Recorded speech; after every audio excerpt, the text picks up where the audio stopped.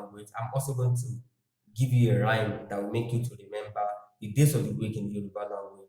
The days of the week, the first week, which is Sunday in Yoruba, is Aiku, Aiku, Aiku, and then Monday is Aje. We call it Ojo in Yoruba means day. Then Sunday is Ojo Aiku, that is day Sunday.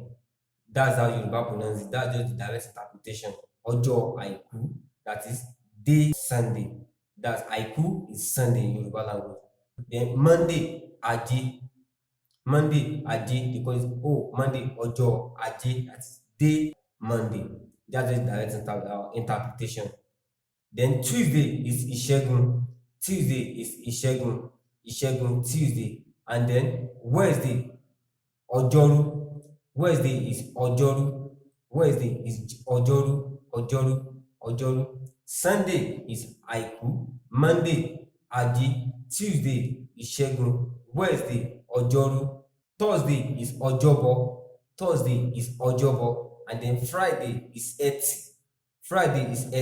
And then we have Saturday, Abameta. So let me teach you a song that actually also make me remember it. I don't always remember it, but there's a rhyme that we learned in primary school that actually helps me to remember it very well.